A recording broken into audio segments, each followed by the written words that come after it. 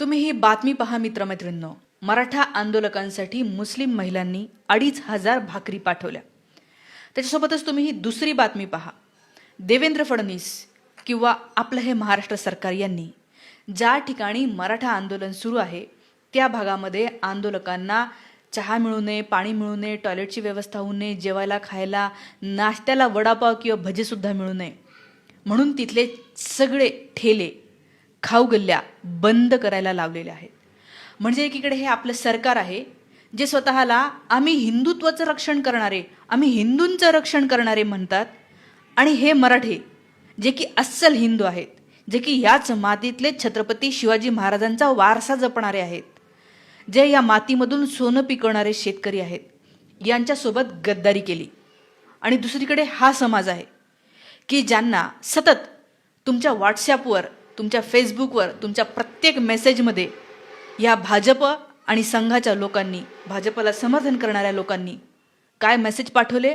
मुसलमानांच्या दुकानामधून खरेदी करू नका, मुसलमान असे, मुसलमान तसे, मुसलमानांसोबत हे करू नका, मुसलमानांना मतदानाचा हक्कच नको, मुसलमानांना तर या देशातून बाहेरच पाठवायला पाहिजे, मुसलमान म्हणजे या देशातले आहेच नाही, मुसलमान म्हणजे जणू काय पाकिस्तानीच आहे.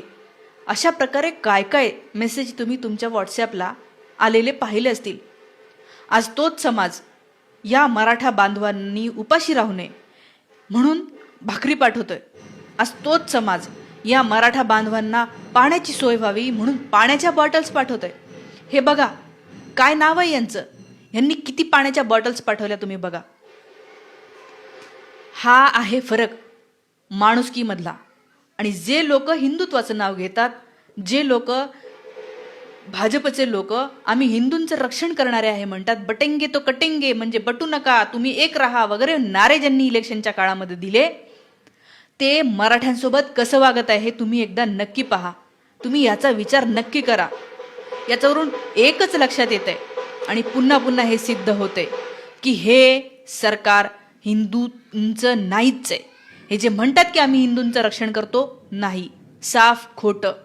हे फक्त आणि फक्त स्वतःची पोळी भाजून घेणारे आहे आणि हे फक्त मनुवादी लोकांचे, मनुवादी विचारांचे लोक आहेत. यांना बहुजनांशी, मराठ्यांशी काहीही देणं घेणं नाही आहे. यांना सगळ्यात जास्त पोटात खुपतं मराठेवर गेले तर, ओबीसीवर गेले तर, धनगरवर गेले तर. SC कॅटेगरीमधले मुलं इतके शिकत आहे, यांच्या पोटात दुखतं म्हणून तर ते सोमनाथ सूर्यवंशीचा कोठडीमध्ये मृत्यू होतो. पोलिसांच्या टॉर्चरमुळे त्याचा मृत्यू होतो तिथे. थोडक्यात न्यायालयाने सांगितलं तसं तो खूनच आहे असं आपण म्हणू शकतो. हा फरक आहे. हे आहेत बघा पैगंबर शेख यांची परवाच्या दिवशीच पोस्ट होती. म्हणजे मराठा आंदोलन मुंबईमध्ये घुसायच्या आधीच त्यांनी आपल्या सगळ्या मुस्लिम बांधवांना एक मोठी पोस्ट लिहिली जी खूप व्हायरल झाली की बांधवांनो, मराठा समाज येत आहे, मशिदीमध्ये जागा द्या, घरामध्ये जागा द्या, पाणी जेवायची व्यवस्था जेवढं करता येईल तेवढं करा. तर त्यांच्या सांगण्यावरून अनेक लोकांनी मदत केली. आता हा व्हिडिओ तुम्हाला इथे शेजारी दिसतोच आहे. काय लक्षात येतंय? पैगंबर शेख यांना जेव्हा कळलं की हे काल सरकारने तिथले सगळे ठेले वगैरे बंद ठेवलेले आहेत, पैगंबर शेख हे काय मुंबईत राहत नाही, त्याच्यामुळे त्यांनी आपल्या काही मित्रांना तिथल्या, जे तिथे त्यांचे दुकानं आहेत, त्यांना सांगितलं की तुम्ही कृपया तिथे पाण्याची व्यवस्था करा, पाणी नाही पोहोचत आहे, पाण्याने तडफड होत आहे, पाणी मिळत नाही आहे प्यायला मराठ्यांना. तर त्यांच्या एका सांगण्यावरून त्यांनी बघा हे लिहिलेलं इथे तुम्हाला दिसत पण असेल. ते म्हणतात की आझाद मैदानावरील आंदोलकांना पिण्यासाठी पाणी नाही असं समजलं आणि ही परिस्थिती भायखळ्याच्या उमेर भाईंना कळवली. उमेर भाई हे इथे दिसतात फोटो. उमेर भाईंनी कालची पोस्ट पाहिली होती, स्वतःहून फोन केला होता आणि लागोलग मदत करतो असंही सांगितलं होतं. काल भर पावसात त्यांनी पाण्याच्या बाटल्या, जेवणाचे किट वाटप केले. काल त्यांना फोटो नाही काढता आला, मग आज पण त्यांनी पाण्याच्या बॉटल्स आणि जेवणाच्या किट पाठवल्या. पैगंबर शेख म्हणाले आज तरी फोटो काढा. या फोटोंनी काय होतं तर हे जे तुमच्या व्हॉट्सॲपला आलेले जे मेसेजेस आहेत ना, ते किती अर्धवट आहे, ते किती मूर्खपणाचे आणि तुम्हाला किती घुमजाव करणारे आहेत. या भाजपच्या लोकांना आपली सत्ता पाहिजे म्हणून त्यांनी फक्त मुस्लिम आणि हिंदू अशी फूट पाडायचा प्रयत्न केला आणि तुम्हाला सांगायचा प्रयत्न केला की आम्ही तुमचं रक्षण करतो ह्यांच्यापासून. पाहिलं तर हे रक्षण नाही करत, रक्षणाला हेच आलेले आहेत ज्यांच्या विरोधात ते बोलत होते. या देशाच्या स्वातंत्र्य लढ्यामध्ये हजारो मुस्लिमांनी प्राण त्यागलेले आहेत. शेकडो मुस्लिम 1857च्या लढ्यामध्ये त्यांना फाशी दिलेली आहे इंग्रजांनी. अशफाकुल्ला खान, भगतसिंग यांचा मित्र, फाशी दिलेली आहे इंग्रजांनी. त्याच्यामुळे ह्या मातीमध्ये ब्राह्मणांचंही रक्त सांडलेलं आहे, या मातीमध्ये मुस्लिमांचे रक्त सांडलेलं आहे या देशाला स्वातंत्र्य मिळवण्यासाठी. त्याच्यामुळे भाजपचा जो डाव खेळतोय ना तो लक्षात घ्या. तर पैगंबर शेख म्हणतात की यांनी मग त्यांनी फोटो वगैरे काढले आणि हे बघा त्यांनी काय प्रकारे ते वाटप करत आहेत लोकांना पाण्याचं, अन्नाचं. कितीतरी गोष्टी आहेत. अजून एक हा व्हिडिओ तुम्हाला दिसत असेल, MIMचे लोक आहेत की जे मदतीला धावले. इथे तुम्हाला भगव्या झेंड्यासोबत हिरवा झेंडाही दिसतो आहे. अरे तिरंगा हा काय आहे? भगवा आहे, हिरवा आहे, हा काय आहे? ते त्यांच्यासारखे सडक्या मनोवृत्तीचे नाही आहेत, ते मदत करणारे आहेत. आणि मला असं वाटतं की यांची माणुसकी वेळोवेळी दिसते. वारीच्या वेळेला सुद्धा पाण्याचे स्टॉल, खायचे स्टॉल लागलेले असतात मुस्लिम तरुणांचे. मी हे म्हणत नाही की फक्त मुस्लिम मदत करतायत, बिलकुल नाही. मातंग समाजातल्या लोकांनी 2 टेम्पोचे पैसे दिलेले आहेत आपल्या गावामधून, ही पण बातमी आहे.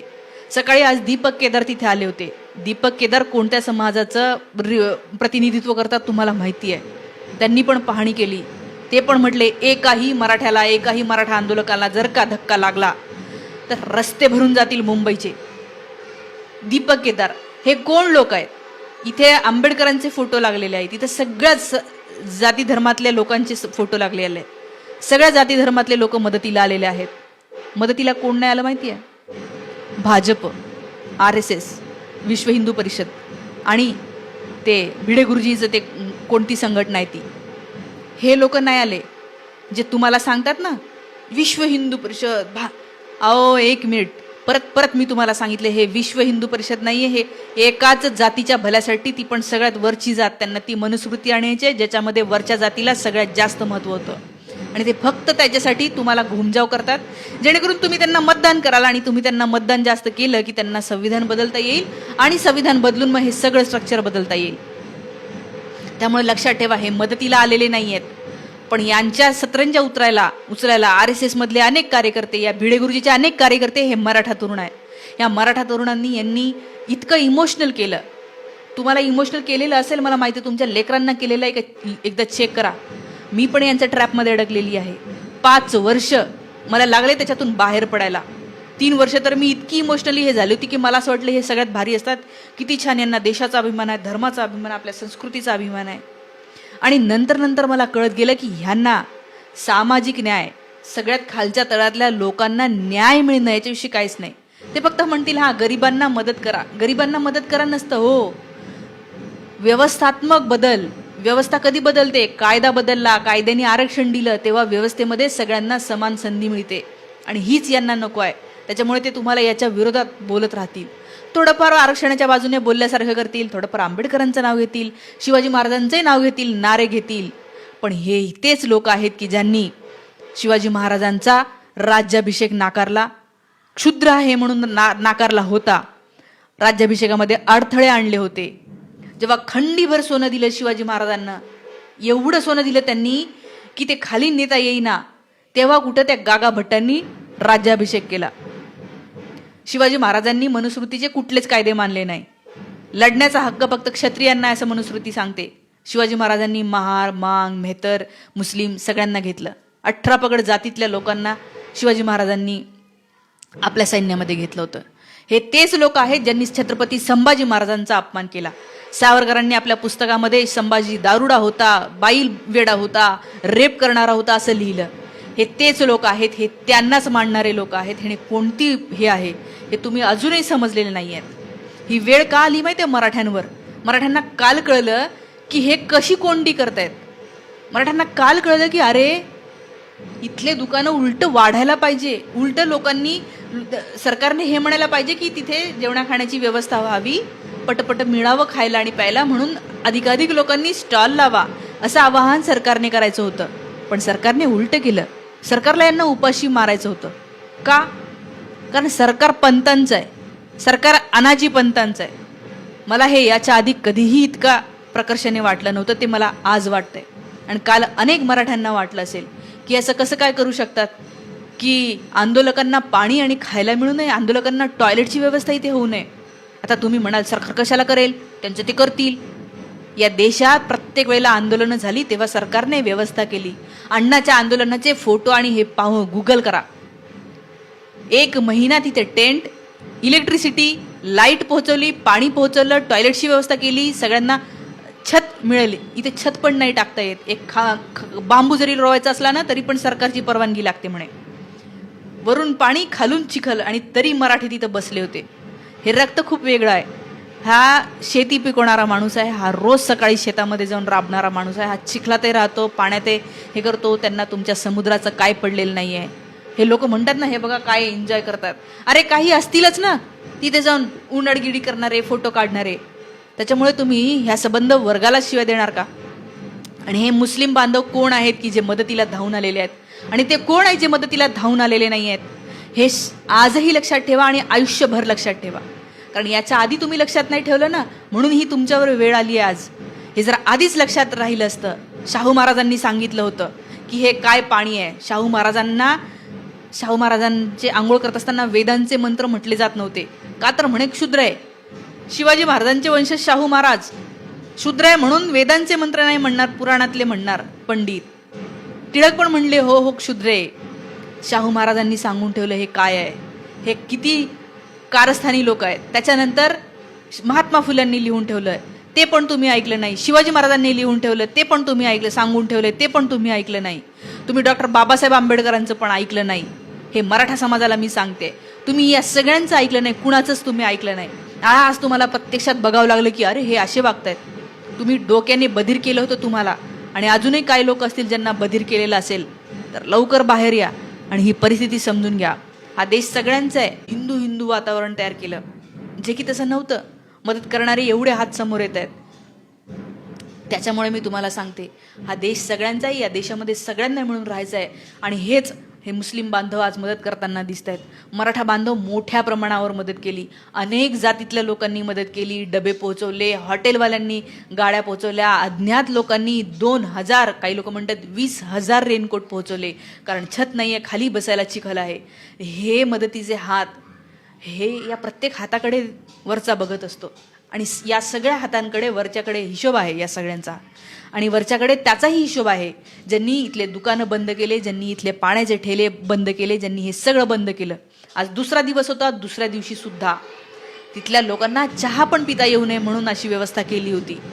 त्यामुळे हा जो वरचा आहे ना तो त्यांना पण बघून घेतो. आणि या सगळ्यांचा हिशोब त्या वरच्याकडे नक्कीच आहे.